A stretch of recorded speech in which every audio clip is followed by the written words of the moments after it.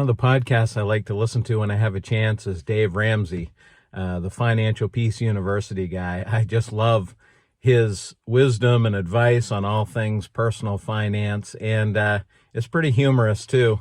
One of the things that he says all the time is they make the windshield in your car a lot bigger than the rearview mirror, and that means you should spend a lot more time looking ahead of you at what's coming up next than looking behind you at what's already happened. And I was thinking about that. I love the wisdom and the practical advice in that, but it made me think of the verses in Colossians chapter 2 where Paul says this.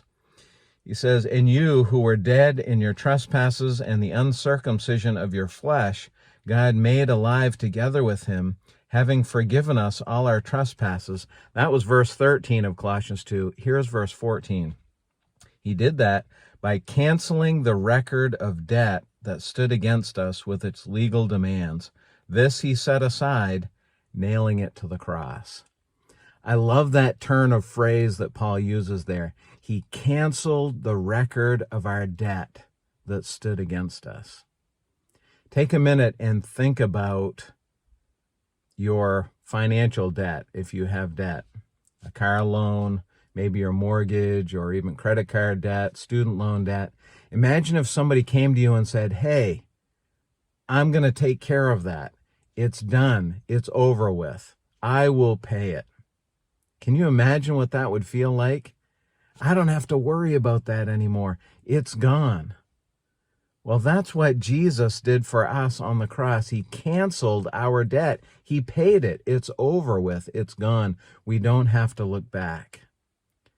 How often in our lives do we think about our past, our mistakes, our regrets, the things that if we had the opportunity to go back, we would do them over. We would make other decisions. We would take other paths. Paul says, don't spend too much time looking back. Don't spend too much time looking in the rearview mirror, if you will. Look ahead through the windshield. That's what matters. What's coming next? Now, I know that we should learn from our mistakes and we should not repeat them. Of course, that is true. But don't preoccupy yourself with living in the past and rehearsing all of the things that you wish you had done differently. By His grace, God has saved you and changed you and given you a fresh start.